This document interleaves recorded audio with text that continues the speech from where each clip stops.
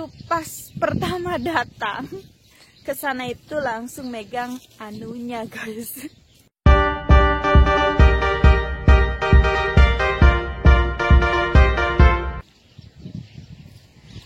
Hai semuanya, selamat pagi, siang, malam, sore. Gimana sih nggak beraturan ya? Assalamualaikum warahmatullahi wabarakatuh. Kali ini Laras mau cerita pengalaman Laras yang pernah jaga akong ya, kakek-kakek muda yang nggak mau dipanggil akong. Oh ya teman-teman, sebelum kalian melanjutkan ceritanya Laras tentang jaga akong, rawat papi muda, jangan lupa yang belum berlangganan di channelnya Laras Wedi silahkan di subscribe dulu dan jangan lupa tombol notifikasinya di tuil. Jangan lupa dituil guys, kalau nggak dituil kalian walaupun subscribe di channelnya Laras, tapi kalian tuh tidak pernah tahu video-video Laras yang terbaru.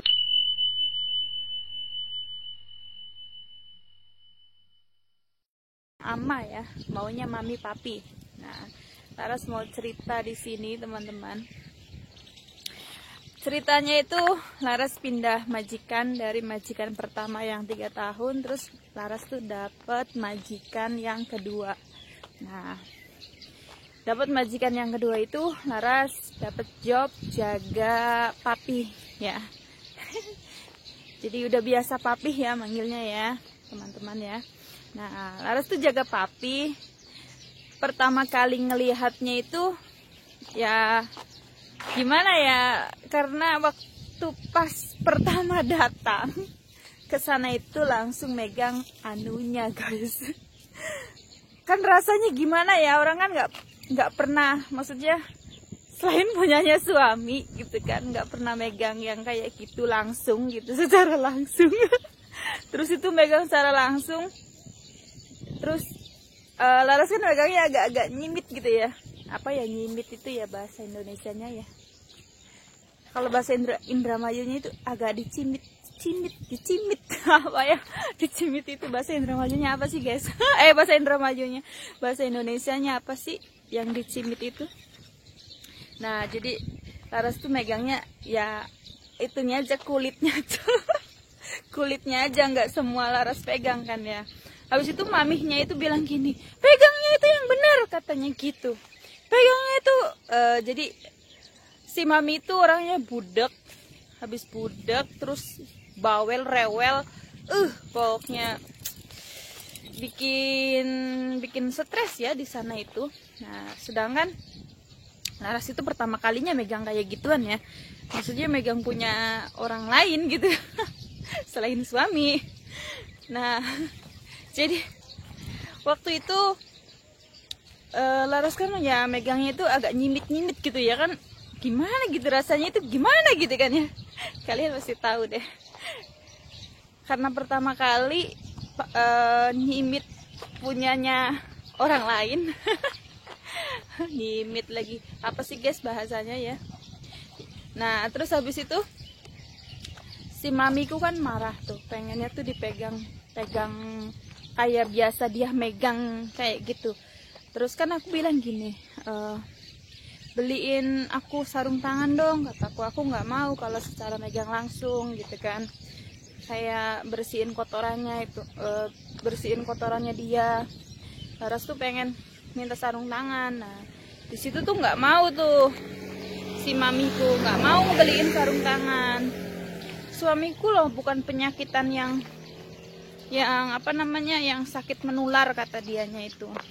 Suamiku cuman sakit stroke ringan kata dianya. Ya iya kataku, walaupun sakit stroke ringan aku kan orang lain, aku butuh sarung tangan buat buangin kotorannya kayak gitu kan.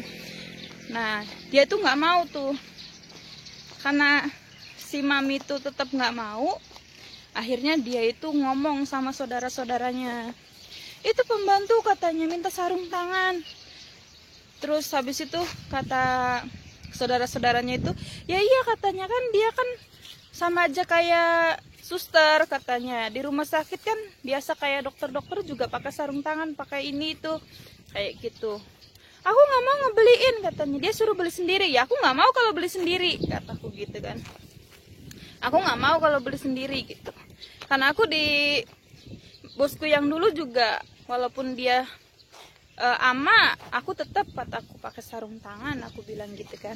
Nah, habis itu kan dibeliin tuh, terpaksa tuh dibeliin sarung tangan tuh.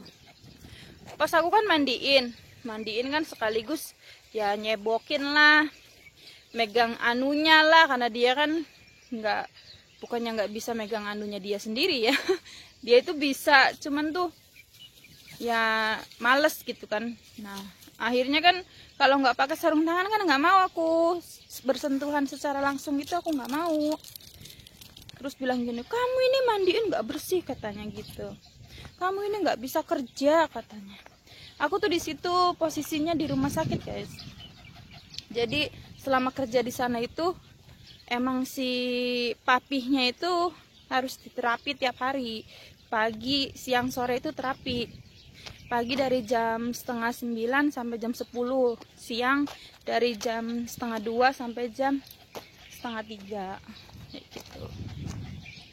Jadi si papi mami itu emang ada di rumah sakit. Jadi aku itu tidur itu sekamar itu bertiga guys. Tidur sekamar itu bertiga. Bayangin, ruang rumah sakit yang isinya pasien 4 orang. Pasiennya aja ya, pasiennya 4 orang.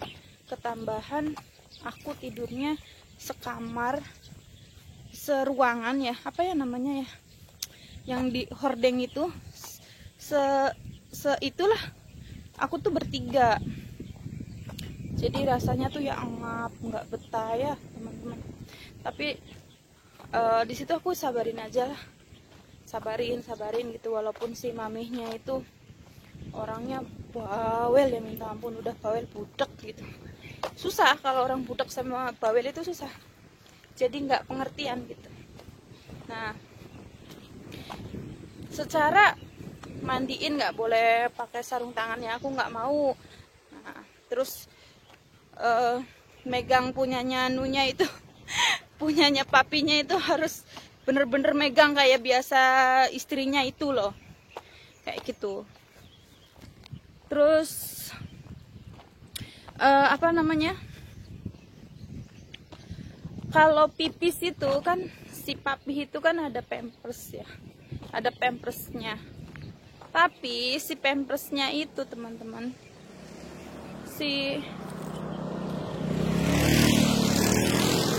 pampersnya itu nggak boleh dipipisin ya. Ini pengalaman aku ya teman-teman, nggak boleh dipipisin di pampersnya. Jadi pampers itu hanya untuk kayak dia pipis waktu terapi aja. Kalau pipis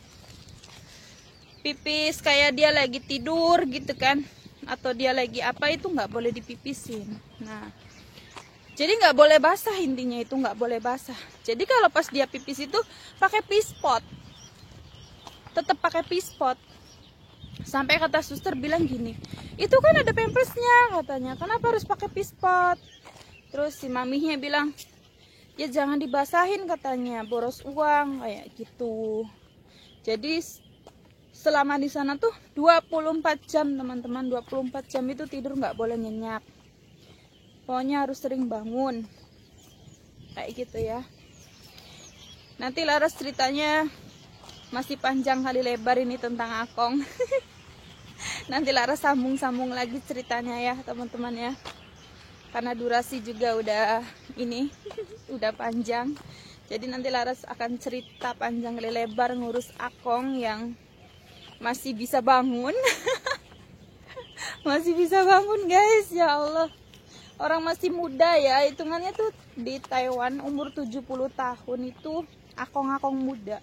Masih muda hitungannya di Taiwan itu ya. Masih muda, umur 70 itu masih muda guys. Di Taiwan itu. Kalau di Indonesia umur 70 tahun ibaratnya udah tua ya.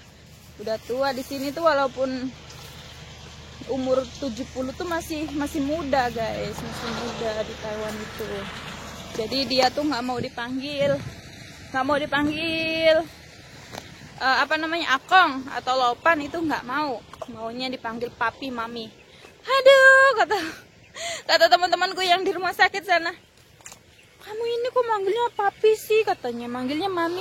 Lah orang bosku yang mau manggilnya itu dipanggil mami papi, kataku, bukan aku yang mau. Secara dia sendiri yang mau dipanggil mami papi, aku bilang kayak gitu. Nah akhirnya ya di sana itu kalau masalah pasiennya itu ya Laras nggak apa-apa gitu kan ya, berusaha beradaptasi, berusaha menyesuaikan diri. Teman-teman kan butuh penyesuaian ya di sana itu, berusaha penyesuaian karena Laras pertama kali ngerawat orang di rumah sakit, nggak pernah pulang ke rumah, nggak pernah tahu rumahnya di mana. Jadi selama kerja itu ya di rumah sakit kayak gitu, jadi nggak pernah tahu suasana luar ruangan, selalu di dalam gitu kan. Nanti Laras kasih tahu video yang Laras jaga ya, tapi nanti lain waktu ya. Nanti Laras sambung lagi ceritanya, ini masih panjang. Masih panjang kali lebar teman-teman. Oke ya, Laras akhiri ya. Wabillahi taufik walhidayah. Assalamualaikum warahmatullahi wabarakatuh. Bye bye.